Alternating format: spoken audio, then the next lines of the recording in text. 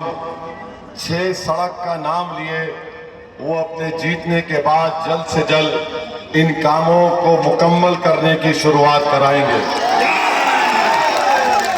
मेरे अजीज दोस्तों और बुजुर्गों, आप ये भी जानते हैं कि यहाँ पर अमूर में, बैसा में टीचर स्कूल में नहीं होने की बिना पर, हाँ बाईसी में बच्चे टीचर नहीं होने की बिना पर बच्चे ट्यूशन लेने के लिए पूर्णिया जाते हैं, और जब पूर्णिया जाते हैं तो स्कूल से उनका नाम निकाल दिया जाता है।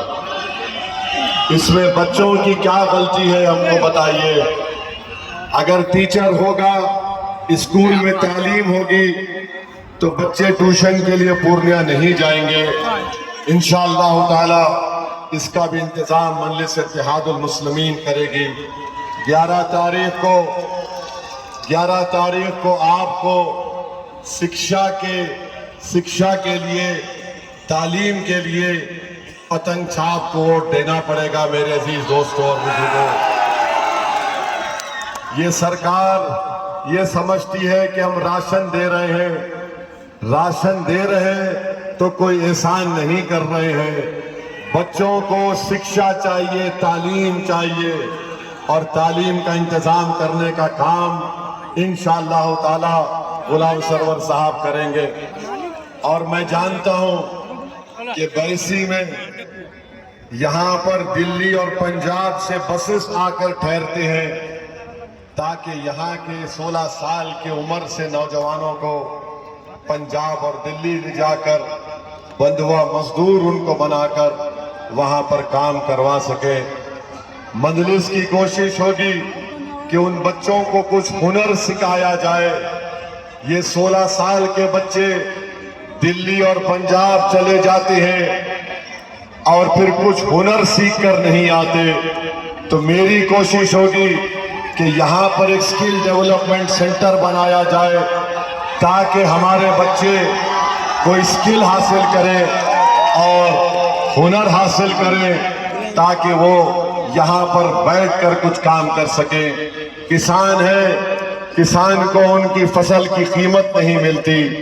मैं जानता हूँ सुप्रीम कोर्ट का एक केस है, उस सुप्रीम कोर्ट के केस में सुप्रीम कोर्ट ने कहा कि बैसी में मासूम बच्चों को यहाँ से ले जाकर उनके जिस्म के आज़ा बेचे जाते हैं। ये सुप्रीम कोर्ट का केस है, मैं झूठ नहीं बोल रहा हूं। सुप्रीम कोर्ट के केस का नाम है बचपन बचाओ आंदोलन। आप जाकर देखो कि बताइए, छोटे बच्चों को यहां से उठाकर उनके जिस्म से उनका गुर्दा, दिल, जिगर निकालकर आंखें निकाली जाती। 27 साल से सुभान साहब आपने क्या किया बताओ मेरे को। हमको गाली देते हैं। ये सुप्रीम कोर्ट का केस अगर आप पढ़ेंगे तो आपको मेरी बात की सच्चाई का अंदाजा हो जाएगा। मैं आपसे वादा कर रहा हूं कि जब बाढ़ आती है और फसल की जमीन बर्बाद हो जाती है, इंशाअल्लाह ताला इसका भी इंतजाम होगा। मैं सीमांचल की जनता को और बैसी की जनता को ये बताने आया हूं, कि पूरे सीमांचल में सबसे ज्यादा, बल्कि 90% मुस्लिम बच्चे और बच्चियां 12वीं जमात का इम्तिहान मुकम्मल नहीं कर सकती। क्यों नहीं कर सकते? क्योंकि उनके लिए स्कूल का इंतजाम नहीं है। और तेजस्वी आकर ये कहते हैं सरकार बनाओ, मैं हर घर नौकरी दूंगा। मेरे भाई आप बोलिए, सरकार का कानून ये है कि कम से कम 12वीं जमात 12th क्लास पास होना चाहिए। मैं आपसे वादा कर रहा हूं कि मजलिस इत्तेहादुल मुस्लिमीन सीमांचल के बेटियों और बेटों को 12वीं का इम्तिहान भी पास कराने की कोशिश करेगी, और इंशाअल्लाह इस पर हम रुकेंगे नहीं। हमारा ख्वाब है, हमारी कोशिश रहेगी कि हमारे बच्चे साइंटिस्ट बने, ताकि इस जमीन के नीचे जो पानी में यूरेनियम और आर्सेनिक पीने से लोग बीमार पड़ रहे, वो उसका इलाज तलाश कर सके। हमारी कोशिश होगी कि हमारी बेटियां डॉक्टर बने, ताकि हमारी माएं जो कैंसर और टीबी का शिकार हो रहे हैं उनका इलाज हो सके। हमारी कोशिश होगी इंशाअल्लाह कि बैसी और सीमांचल का बेटा इंजीनियर बने, ताकि वो ऐसा पुल बनाए जो मोदी और नीतीश कुमार के पुल की तरह ना बैठ जाए, बल्कि बरसों कायम रहे। हमारे बेटे, हमारे बैसी और सीमांचल का बेटा और बेटी इंजीनियर बने, ताकि ये सैलाब का जो पानी आता है, ये हुकूमत की नाअहली की वजह से आता है। सैलाब के पानी को रोका जा सकता है, पानी को रुख उसका किसी और जगह पर लेकर जा सकता है। सीमांचल का बेटा इंजीनियर बनेगा तो वो इस तकलीफ को दूर करेगा इंशाअल्लाह ताला।